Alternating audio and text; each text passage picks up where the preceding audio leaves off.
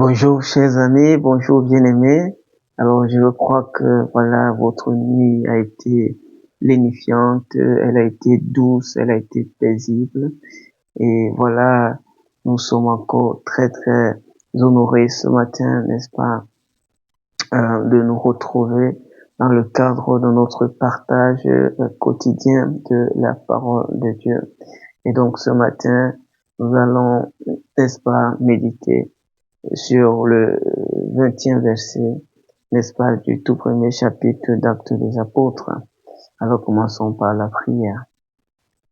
Seigneur notre Dieu, notre Père, c'est avec un sentiment de grande reconnaissance et d'extrême joie que de nous retrouver ce matin. Merci pour le don de la vie. Merci pour la grâce de nous lever ce matin. Merci pour le privilège, Seigneur notre Dieu, de bénéficier de, Seigneur notre Dieu, cette grâce que tu nous accordes. Merci pour ta bonté qui s'est renouvelée à notre égard. Merci pour tes compassions qui se sont multipliées en notre faveur. Que toute la gloire, la louange, l'adoration te soit rendue, soit célébrée, soit magnifiée, soit adulée. Au nom de Jésus-Christ, Seigneur, nous voulons te confier cette journée. Toi qui as fait la promesse de nous conduire, de nous instruire, de nous montrer la voie à suivre. Nous nous recommandons à ta grâce et nous prions que, ô Seigneur, tu daignes accomplir cette parole que tu as dite par l'entremise de David, Seigneur, dans le psaume 32, verset 8. Accomplis, Seigneur, ces paroles dans nos vies tout au long de ce jour, au nom de Jésus-Christ. Nous prions également, Seigneur, pour nous lever contre toute foi, Seigneur notre Dieu, impie, qui voudrait imposer les valeurs des ténèbres, les principes des ténèbres sur nos vies. Nous refusons cela au nom de Jésus-Christ. Nous déjouons cela au nom de Jésus-Christ. Toute machination, toute forme de programmation ténébreuse contre nous, au nom de Jésus-Christ, sont annulées au nom de Jésus. Béni sois-tu, Seigneur, parce que tu bénis ta parole ce matin, alors que nous y plongeons nos regards.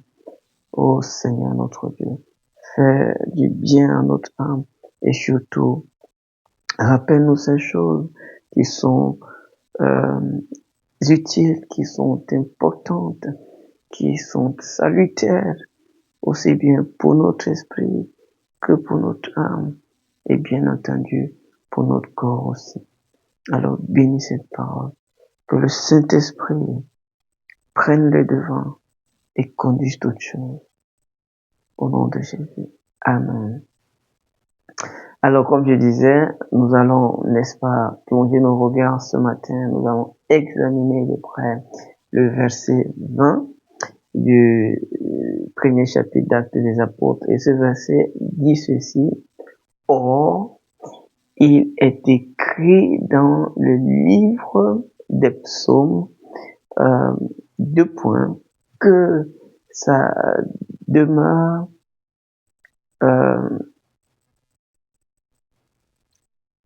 devienne déserte et que personne ne l'habite et qu'un autre prenne sa charge. Ça, c'est la version Louis II.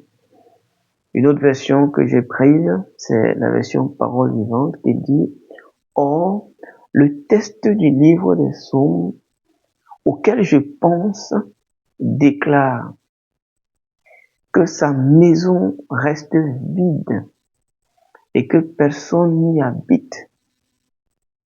Et plus loin, que ses responsabilités soient confiées à un autre. Parole du Seigneur. Amen.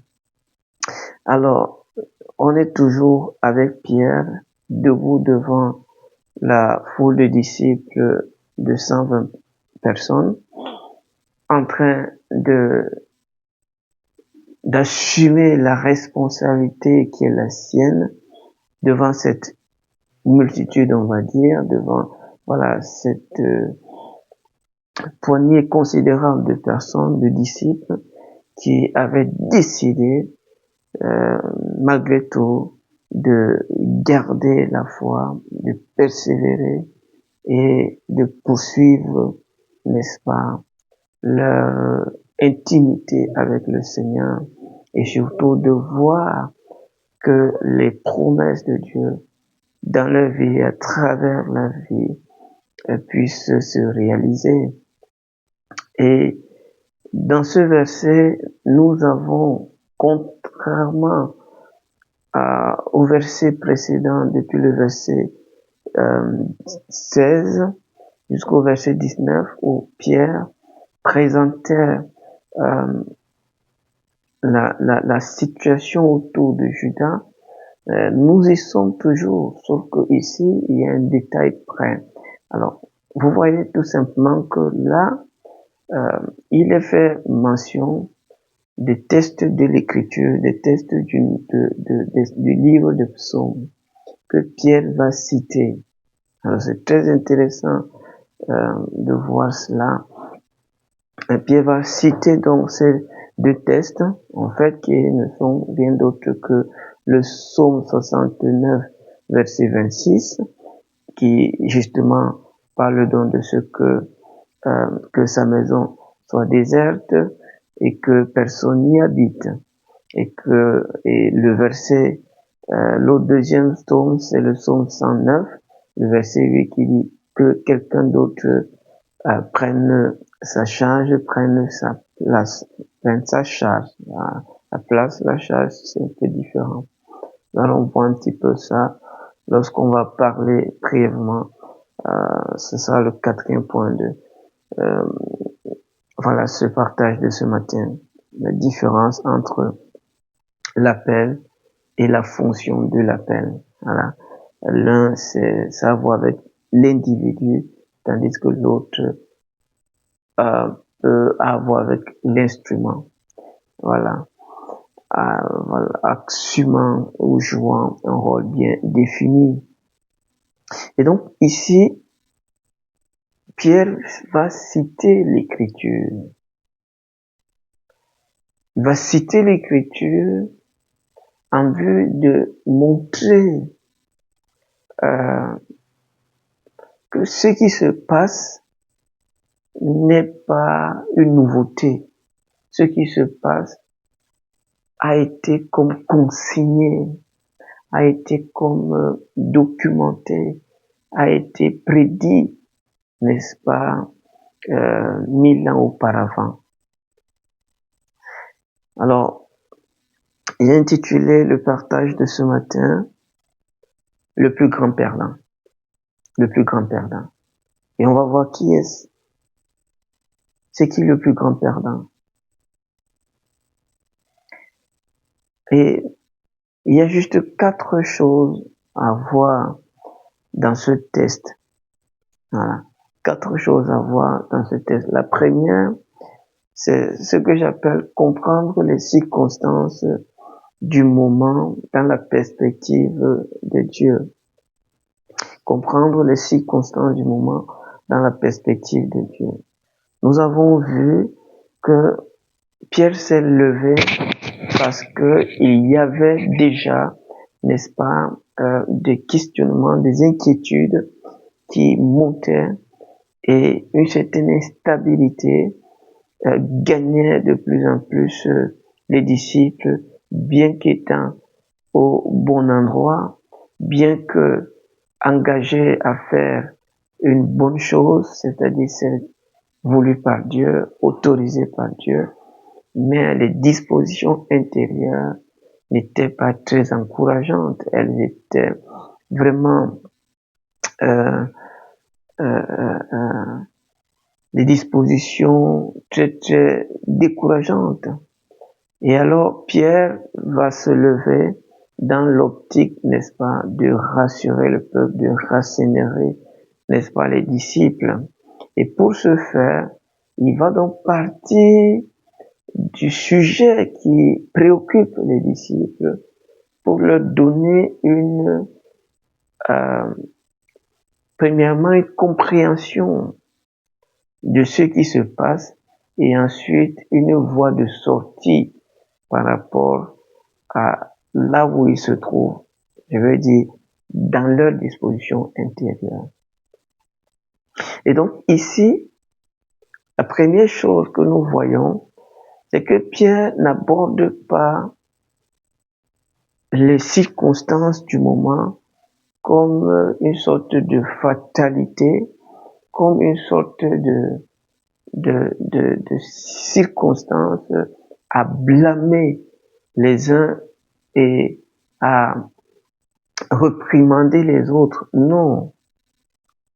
Pierre apprécie ce qui se passe, n'est-ce pas, avec les yeux de Dieu.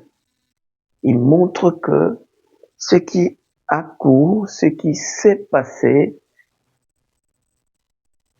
avait un pied ferme dans l'histoire.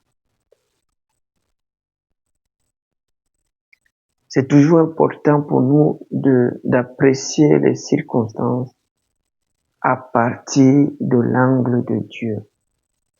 Ça va nous éviter beaucoup de conflits inutiles avec nos frères et sœurs.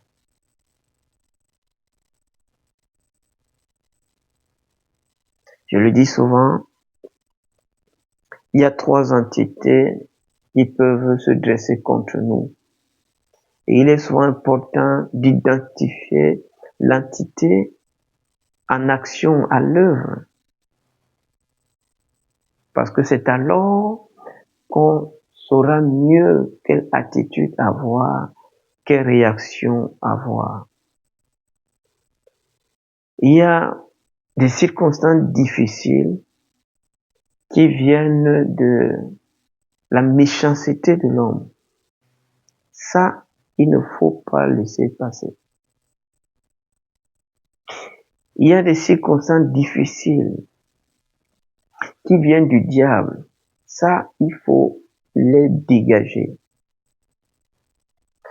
Mais il y a des circonstances difficiles qui viennent comme moyen de démontrer la main de Dieu, comme moyen d'éprouver le chrétien. Vous vous rappelez quand la jeune génération devait posséder chacun sa tribu pour sa part, l'héritage qui lui avait été échu. Dieu dit, comme ils n'ont pas connu la guerre, je vais laisser les Amoréens, les Phérésiens, les Girgasiens, afin qu'ils apprennent à connaître l'Éternel. Donc il y a des souffrances permises par Dieu dans le but de nous instruire, dans le but de nous bâtir, dans le but de nous édifier et dans le but de nous affermir en Dieu. Et donc c'est important de comprendre les circonstances en identifiant principalement l'agent orchestrateur. Pierre cite les Écritures pour montrer que, et c'est ce qu'il commence même quand il se lève, il dit, hommes frères, il fallait que ce qui avait été annoncé longtemps avant par la bouche de David s'accomplisse. Il fallait que cela s'accomplisse. C'est-à-dire que Dieu avait dit quelque chose prophétiquement par son serviteur d'autrefois, mais qui avait son temps d'accomplissement à une période ultérieure, future. Il fallait que ça s'accomplisse. Et donc, Pierre regarde la circonstance à partir des yeux de Dieu. C'est la première chose. La deuxième chose que nous apprécions chez Pierre, c'est ce que j'appelle la manifestation d'une sagesse spirituelle pratique. À travers la connaissance, la compréhension et l'application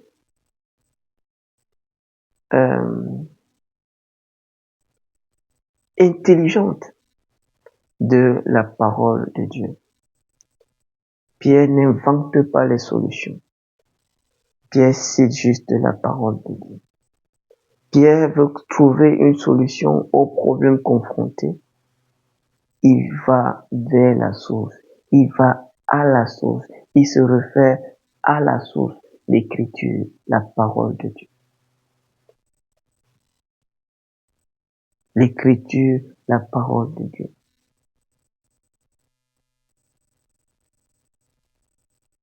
Quand on veut résoudre un problème,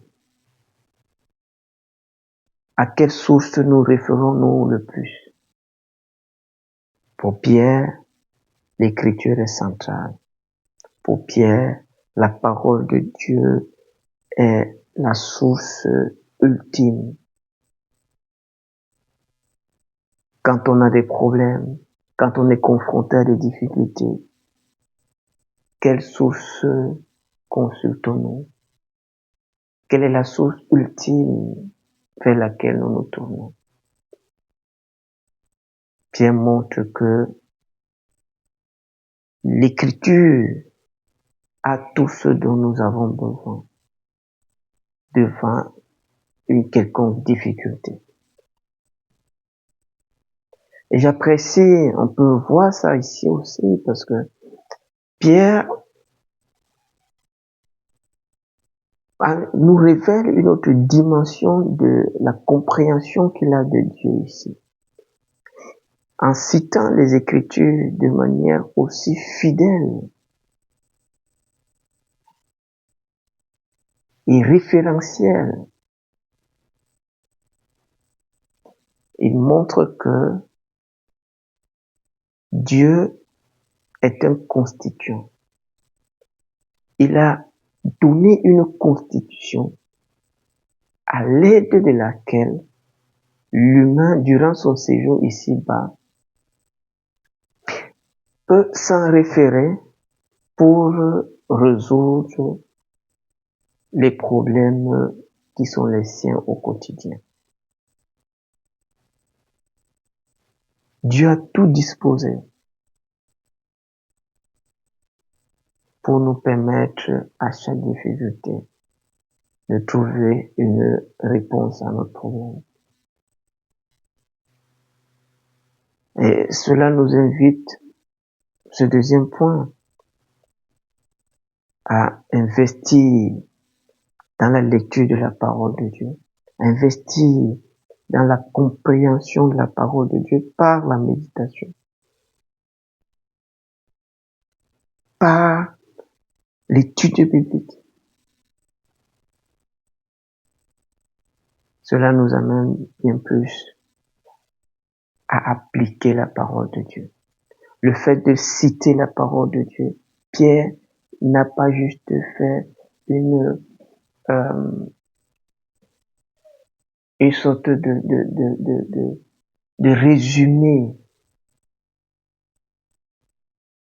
Il cite fidèlement pour dire qu'il applique la parole.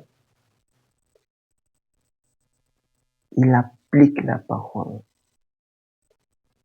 La parole qu'il a lue, la parole qu'il a comprise, il applique. Et c'est en cela que la sagesse spirituelle se lit sans embâche et se comprend aisément. Troisième chose qui donne donc, n'est-ce pas, la place au thème de ce matin, c'est ce que j'appelle la tragédie d'une vie ayant délaissé son appel.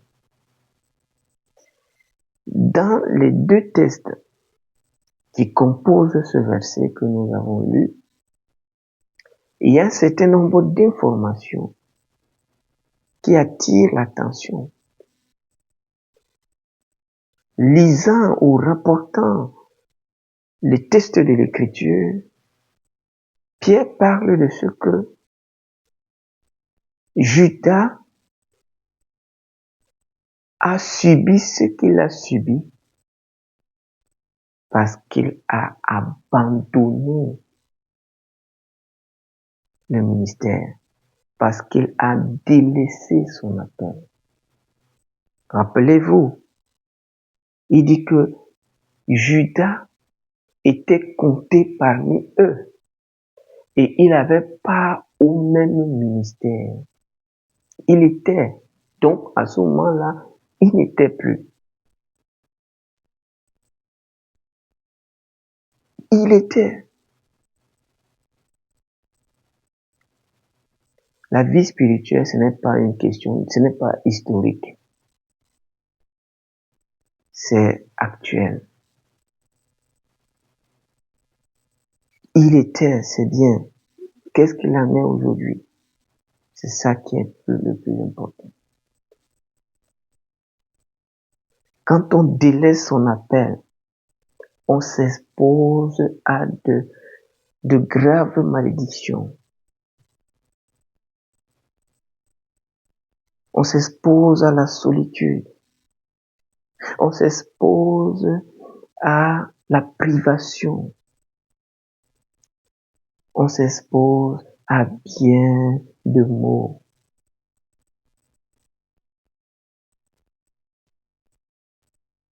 Si vous avez perdu de l'argent, j'en suis désolé, j'en suis navré, mais vous n'avez rien perdu encore. Mais si vous avez perdu votre appel, si vous délaissez votre appel, vous êtes le plus grand perdant. Parce que ce qui fait votre essence et ce qui donne lieu à votre existence sur la terre, c'est votre appel. Et une fois que vous l'avez perdu, vous êtes le plus misérable de vous.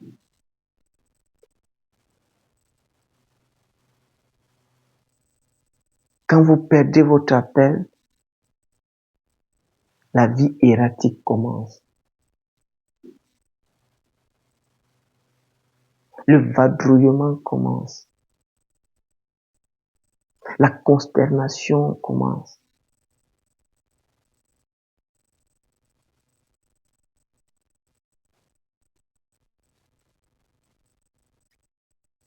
C'est une tragédie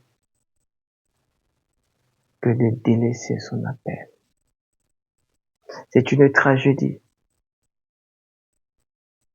que de finir la course de la vie en ayant abandonné son appel.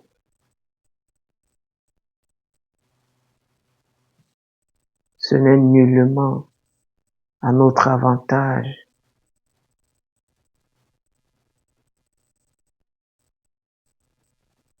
Ces motivations, ces encouragements au sujet de courir après ceci, courir après cela, qui n'a rien à voir avec ce que Dieu attend de nous. Que personne n'habite la demeure de Judas.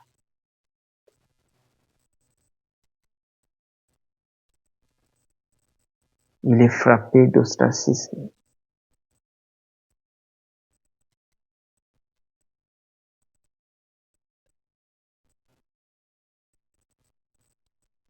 Il vit la solitude pour avoir déposé en cours de route son appel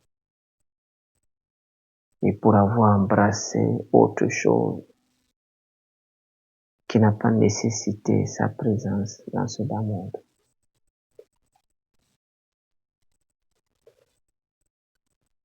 Bien-aimé, c'est une parole qui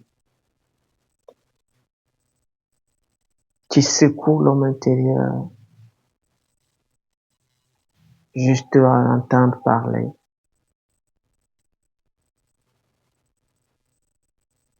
J'espère qu'à la fin, tu vas crier au Seigneur, tout comme moi, que quel que soit les tournants de la vie, quelles que soient les offres du monde, que nous ne délaissions jamais notre appel. Paul a dit, j'ai combattu le bon combat, j'ai achevé ma course, j'ai gardé la foi.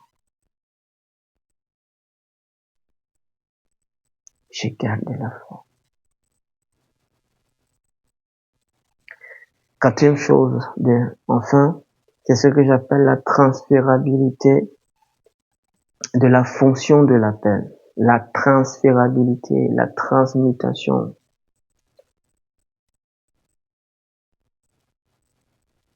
De la fonction de l'appel. Alors, regardez très bien, il est dit que quelqu'un d'autre prenne sa charge, pas sa place. Tout être humain sur terre est unique. Tout être humain sur terre est irremplaçable, en ce sens que ce qu'il est n'est pas duplicable. Par contre, ce qu'il faisait peut être fait par quelqu'un d'autre. C'est pour ça que je parle de ce que on peut transférer la fonction, mais on ne peut pas transférer l'appel. L'appel, c'est Dieu choisissant un individu à qui il confie des grâces ayant pour but de poursuivre et d'atteindre certains objectifs. L'appel de Dieu sur notre vie, c'est quoi? C'est tout simplement ce qu'il nous donne, associé à notre personne, l'humain, notre individuation, en vue d'accomplir une mission.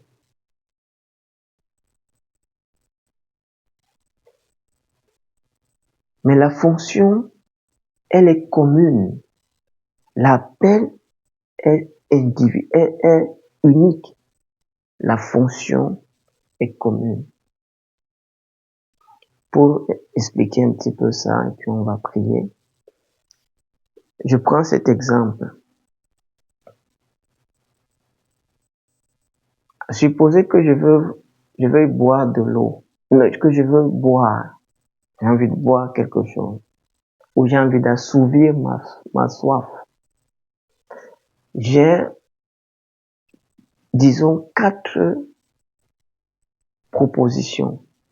J'ai de l'eau, j'ai un cocktail, j'ai des jus et j'ai l'alcool. Chaque type est particulier. L'eau, ce n'est pas l'alcool. Le jus, disons le coca, ce n'est pas le cocktail.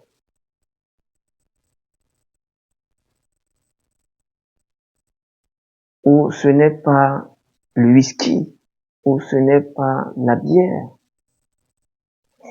Mais pour ce qui est de la fonction d'étanchement de la soif, je peux boire de l'eau. Mais si l'eau n'est pas disponible,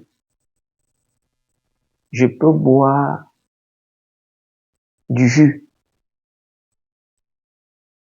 Le jus va jouer la fonction de l'eau sans pour autant être l'eau. C'est exactement ce qu'il en est. Donc, la fonction de l'appel est transférable. Mais l'appel en lui-même n'est pas transférable. C'est pour ça que dans Matthieu chapitre 25, quand Jésus raconte la parabole concernant le troisième serviteur qui est allé enterrer le talent, le maître, à son retour, va demander à ses serviteurs de récupérer le talent et de le donner aux autres. Pourquoi? Parce que l'appel a pour but de produire une valeur ajoutée qui profite à Dieu par la gloire qui lui revient et à l'homme par les fruits intéressants dont il peut jouir.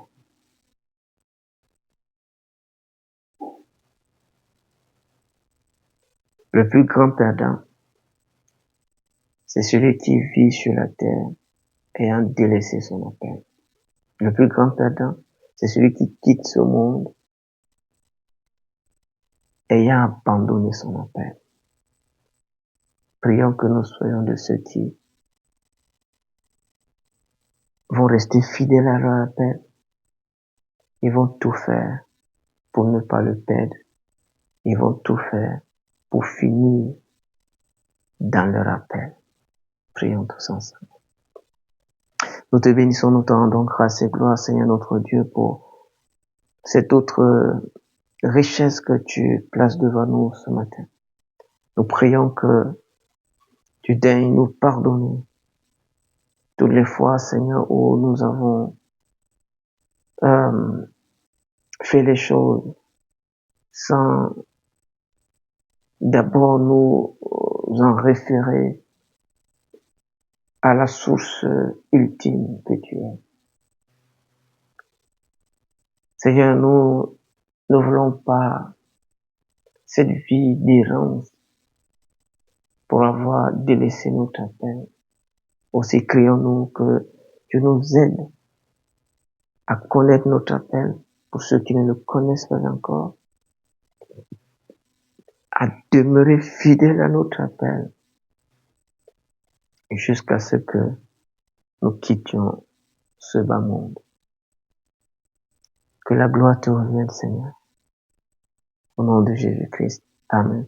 Dieu vous bénisse et retrouvons-nous demain pour une autre méditation matinale dans la paix du Seigneur.